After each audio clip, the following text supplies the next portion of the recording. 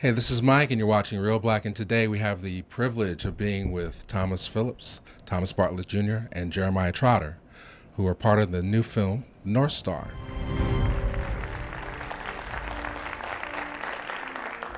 Ladies and gentlemen, I stand before you, a thief and a robber. I stole this head, this body, and these limbs from my master. They hard on slaves in Mississippi. Y'all boys want to be free, and you don't want to be a slave for the rest of your life like me. We're no closer to laying hands on these niggas than we were a week ago. If you bring back Big Ben Jones unharmed, Big Ben Jones, I will pay you $3,000. I'm bleeding green today. So before, like, you representing? Okay. All right. So, Jeremiah, All-Pro, four-time All-Pro, one of Eagles' greatest linebackers in history. Thank you. You're following in the great tradition of, Jim Brown, Fred Williamson, OJ. You can let OJ out. Was this always your dream to like transition to acting in movies? No, just something that happened. The opportunity presented itself, and I tried something new. Kind of stuck my neck out and said, "Hey, let's try it," and I had a great time. Okay. Well, Thomas, tell us about the film and what inspired you to make it. Now, the film is about a guy named Benjamin Jones. He was a 6'10" runaway slave. He escaped from a plantation in Virginia, made his way up to Buckingham, Pennsylvania, with the help of some Quakers and some religious folks. And he made a perilous decision to go back and help his slave brethren. So he was going to the slave border states like Maryland and Delaware to rescue slaves that needed help. And my inspiration was these stories happened in my hometown. I never heard anything about it. So I wanted to kind of develop this script and a story to maybe let the children know about where they came from and how they got here possibly. And it was very important to me just to tell the story. You're from the area. Correct. Right. And you're like home to Texas. I'm from Texas. Texas, but I've been here since 1998. So. Right. And you're from Maryland. Washington, D.C. Washington, D.C. Excuse me. Uh-huh. Don't don't hold that against him. he can't help. He can't help that. You're an Eagles fan today, right? Today, yeah. Of course. Me too. Yeah. So how did you find out about this film and how did you become involved? I actually found out about this film years ago. I met Thomas Phillips on the set of another project that I was working on, and he was talking about his project, that this would come up, and some time had passed, and then eventually Thomas reached out again and just asked me to read the script and pay special attention to the character of Moses Hopkins, and I fell in love when I read it. So from then, everything's just fell into place. Yep. So much. It's set during slave times. I mean, I feel like you're like the male Harriet Tubman. You go back and you save so many people.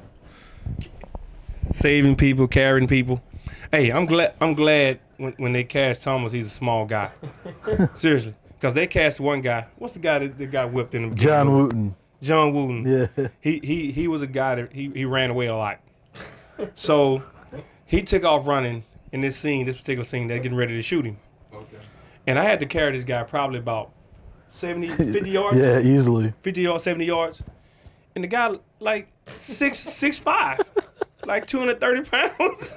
Like, whose idea was to cast this guy? He's supposed to be little. Was that the best part of making your acting debut?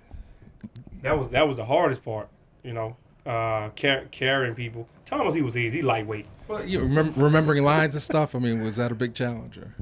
No, remembering lines is cool. I mean, it's just studying. It's just like studying the playbook. Okay. The toughest part was just getting into character and just trying to bring out all the emotions and the different mood swings throughout the scenes of the movie that Thomas Phillips wants me to bring out of the character. That was the toughest part. You got the TV show Ballers, right? And then there's the book $40 Million Slaves. So, while we may have escaped, we still are being treated sort of like we're being called slaves when it comes to professional sports players. I mean, do you see a connection there, or do you agree or disagree with that? Well, last time I checked, slaves didn't get paid like we do. So, you know, I don't look at it like that. I just look at it as privilege.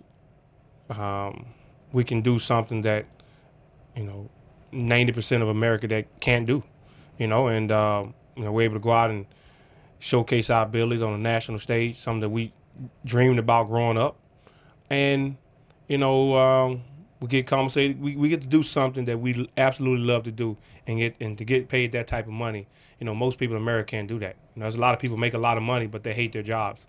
And I always say football is the only other profession outside of the NYPD where you can beat somebody up and not go to jail for it. Okay. So what's going down the line? What's next?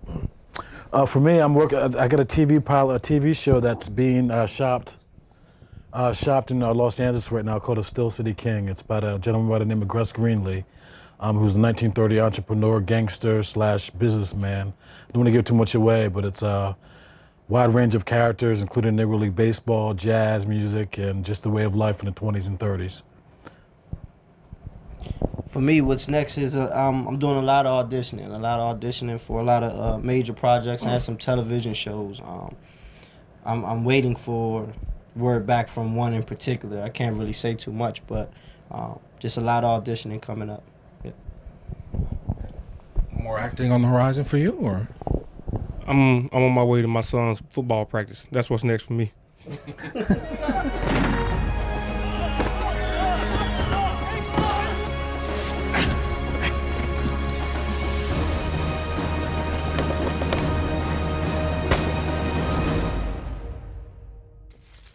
When the sun comes back and the quail first call.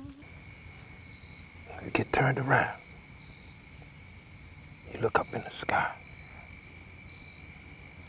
And the brightest star you gonna see, that there gonna be the North Star. Follow the drinking gourd. Hi, my name is Jeremiah Trotter, and you're watching Reelblack.